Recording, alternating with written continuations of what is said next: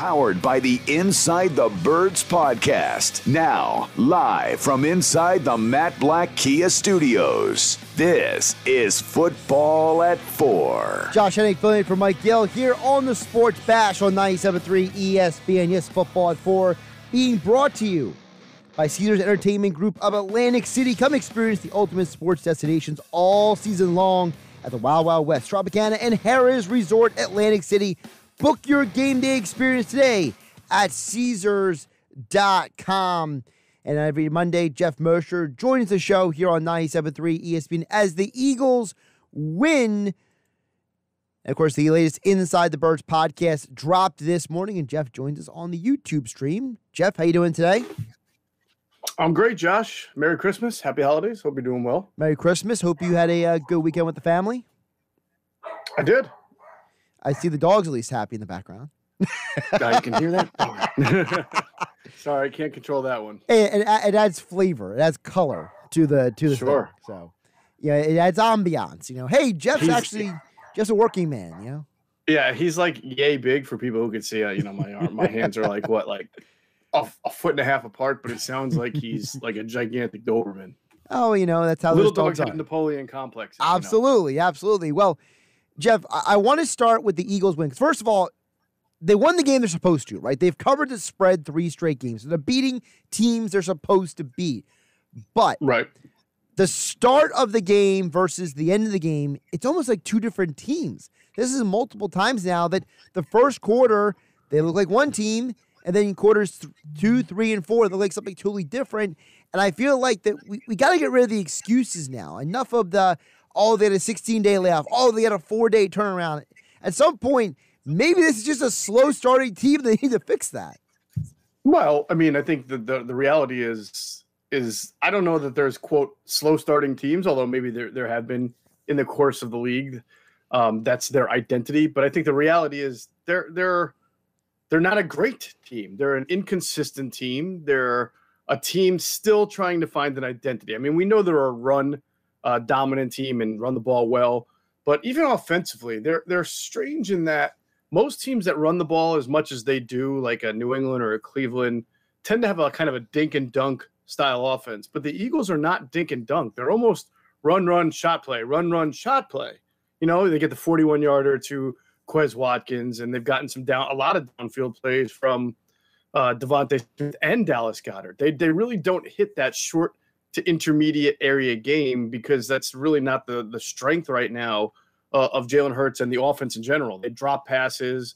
The quarterback doesn't always see the openings everywhere. So they're very strange offensively. And I think because of that, Josh, that's why they have those kind of throws of starting slow or not being consistent. They punted on their first 4 possessions yesterday. And then, of course, why is it that they pick up and seemingly blossom later in the game? I think some of that is when you're playing bad teams like the Giants are, you're eventually going to get them. And I thought the Giants defense was excellent in the first half and just got tired. They were on the field so much. Eventually you're going to hit those 2 or 3 big plays that sink them, and that's exactly what happened. Do you think also there might have been a point where maybe the Eagles didn't expect the Giants to play them so well on certain play calls? Like, it seemed like Sirianni was suggesting in his presser today that they expected the Giants to be more prepared for the run than the pass at times. So is there a possibility that maybe the Eagles, part of their adjustment was also understanding what the Giants were doing a little better? A little bit. I think the Giants did a lot of what they did the first time around, which was successful for them. What they did was they would play their, when the Eagles were in 3 wide, which is what they're mostly in, the Giants would respond in nickel, a 4-2 front, but they would bring a safety in late for that 7th person, and then they would blitz a slot defender from either the blind or the play side. So they were really showing 6, but bringing 8. And they were doing that a lot, Josh, on first and second down, because their point was, all right, if you're passing, we're rushing your quarterback from the edge with the slot defender, and we're making him stay in the pocket. It's harder to get outside the pocket when you start bringing that edge pressure, right? Or if you're running, now we've got 8 people to try and stop you. You saw the Eagles pick up on that, and Jalen Hurts picked up on that after the first 2 series because they kept batting his passes. He was trying to. They definitely had routes built in for that kind of defense, the short, quick stuff to combat the blitz. But the Giants did a good job of batting a lot of those passes down at the line of scrimmage. So it was almost like a cat and mouse game. It was a game of an adjustment to an adjustment to an adjustment. And I thought the Giants did a pretty good job. Jalen Hurts only ran twice. And you saw in the first half, he fumbled. He was inconsistent, almost threw an interception that play to Dallas Goedert.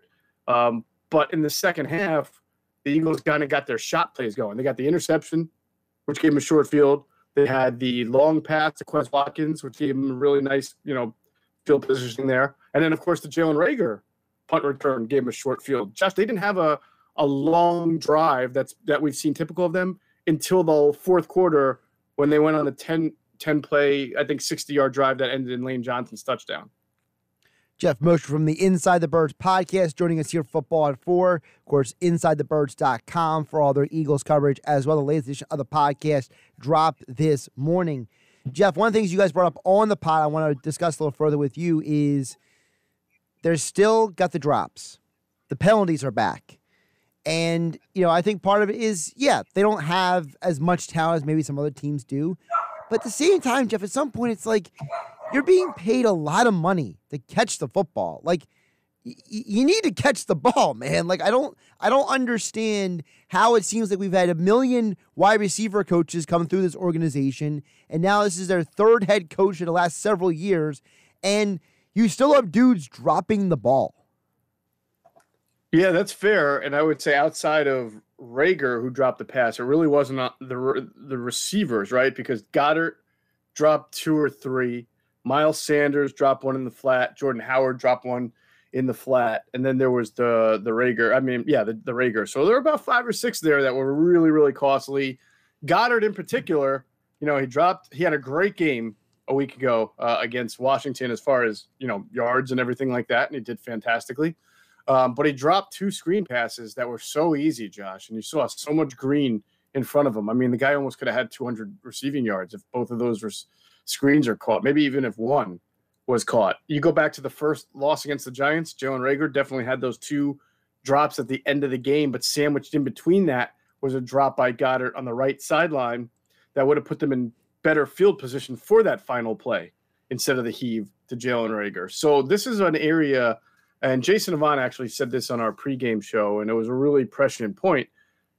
If you want to put Dallas Goedert in that echelon with Kittle and Waller and Kelsey, he's got to do 2 things better. One, he's got to catch the ball more consistently. Those guys almost never drop the ball. And 2, he's got to show that he can beat man coverage better, which is a different part of the question that you're asking. But that play early in the game sticks out where Jalen Hurts was flushed to the right, and he's trying to throw to Goddard. He almost gets picked off on the throw, but Goddard is getting plastered by Steven. I can't remember his name at the second. Parker. I couldn't remember his name on the podcast. Steven Parker. Yeah, Parker. Thank you. Right. You saw Parker do a pretty good job in the plastering there, and Dallas could not get off that coverage and get himself open. You mentioned what Avant said on the pregame show with you guys on Inside the Birds pregame show. Is this could this maybe come back to bite the Eagles? That if Goddard doesn't develop the way you maybe hoped, that you might have to maybe the next time a contract rolls around, maybe you don't give him that extension again? No, I still think, Josh, that he's one of the better tight ends in the league and has an opportunity to be among the best. Now, you're asking because they give him a contract extension that pays him like he's the best, but you know how the contracts work. The closer you get to free agency, the less of a discount and team-friendly deal you're going to be able to get, and they didn't want to go into next year without him being, unsigned. And, of course, the next few tight ends that wind up signing for big deals will push Goddard's number and everybody else is lower, and that's how it goes. I think, he deserved the contract, and I do believe, and no matter what, that this passing offense has to go through Dallas Goedert first. I think he's the number 1 chain mover as of right now, with Devontae Smith either being 1A or 2. But he just himself has to recognize that responsibility and keep working on his craft and get better. Dallas Goedert. Speaking of their craft, I thought that yesterday was a very, very positive day for Smith and Watkins at the receiver positions. And, something you guys talked about on the pod, we've talked about here on 97.3 ESPN. This team is going to need more talent next offseason to add to the roster, add to the receivers. You've mentioned multiple times them adding a veteran receiver. But I think that at least we know two of the receivers right now, Watkins and Smith, they should be here next year, and they're going to be a part of this team for years to come. Yep, I agree. Would it surprise me if Jalen Reagor was not given another chance to come back? A little bit. We'll see what happens in the offseason. But I tend to think he's going to get a shot to come back. But I still wouldn't, if I'm the Eagles, and Adam and I have said this on the pod a couple of times, going back to August, we felt that they were going to be impacted by the lack of a veteran receiver. You've got so many young receivers. Now, Devontae Smith's a bulldog. He's a hard worker. He's no nonsense. Doesn't mean he can't use a good veteran to help him along the way. But you worry less about him. But it's such a young wide receiver group, and they've had guys where coachability has been a concern, and that's what landed Travis Fulgham off the team despite his great 4-game stretch last year, that it would have helped to have a veteran receiver who doesn't have to play every single snap. Maybe, just he's in there. He's good for the locker room. He plays half a game, whatever it is. That's the role right now for Greg Ward, and Greg Ward is sort of a veteran, being a third and fourth-year player. But we were thinking more like an Emmanuel Sanders type or someone like that who could really kind of be productive but also be a good model for the young wide receivers. And I think that's hurt them this year.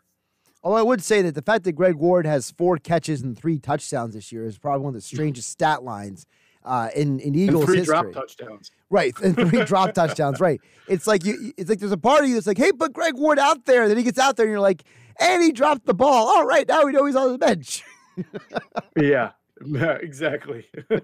Geoff Mosher from the Inside the Birds podcast joining us here on Football at 4 on 97.3 ESPN, at Geoff Mosher NFL on Twitter.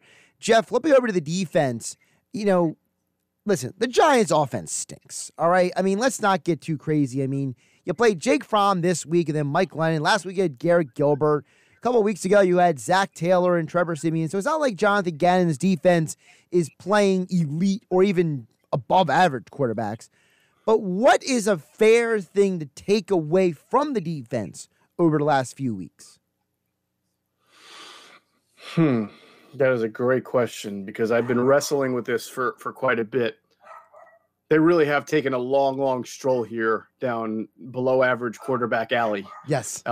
So it's hard. I still can't say that I would trust. I mean, clearly my dog doesn't trust either. Jonathan Gannon in a big spot, a playoff game against a good quarterback. I mean, the best quarterback they've beaten this year is Matt Ryan, who's a good quarterback, but not, this year they're a very average to below average team. Right. So I think that there's a lot left to learn. The one thing you can take is that I think a guy like Milton Williams, rookie 3rd round pick, has definitely flashed. You've seen some penetration from him. You've seen that burst.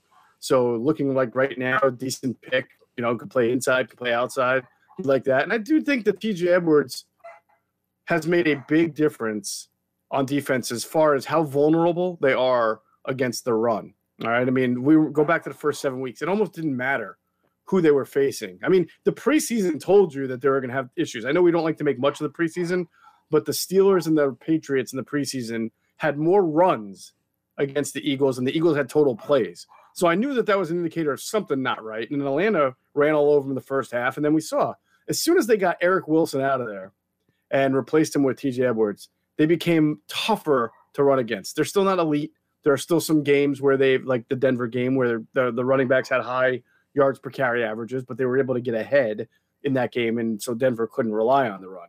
Do I think they might be in the rude awakening in the playoffs when they face, or maybe even Dallas, who has a good running attack? Yeah, maybe. You'll see that they're not as good against the run as maybe the stats suggest for the last 5 or 6 weeks, but they are so much better than they were the first 6 weeks, and that's a big plus for them. And that leads me back into the other thing I wonder, which is how much of it is Gannon and how much it is the roster. Because let's be realistic, it's not like the current roster is full of elite defensive players at every position group. So, I'm not trying to hate on Gannon, but when I hear on Good Morning Football that he might be a candidate for a head coach opening, and the guy's been a coordinator for 1 year, there's a part of me that looks around, I'm just like, all right, well, what is Gannon at this point? He's a young coach. That's all I know. Yeah, I mean, the thing about that, I don't put too much into that. It's not even a report, right? It was a discussion on the show because Gannon was considered a future head coach even before he got this job as a defensive coordinator. So that to me is a reputation type of analysis on his ability to become a head coach. I do think he is looked at around the league very favorably. And despite the bad start, I'm sure people will look and say, "Hey, they've allowed 18 or fewer points in their last 5 games." So that probably stands out a little bit. He's a good communicator. He's a really bright guy. That stuff tends to go over well in the hiring circles, and so I think that that's why you're hearing his name, is because his name was already there as far as a future head coach. It's not necessarily for anything that he did that was so outstanding this year. Yeah, and just to be fair, as you mentioned, Peter Schrager has brought up Gannon's name a gazillion times, I feel like, on NFL Network. So he's, for whatever reason, Schrager's been pounding the table or hitting the drum for Gannon for a while now, for whatever that's worth. But, Sirianni was asked about it, the idea that, he could have coaches plucked from his staff. And, it is a reality in the NFL. And now with the changes to the schedule, with when you actually can fire people, when you can talk to people, when you can interview people, that does add a twist and a curve to a season that's already a week longer in a COVID environment. It's another thing to throw out there. It absolutely is. And I thought his message was the right one. Be prepared on your own time when it's good for you.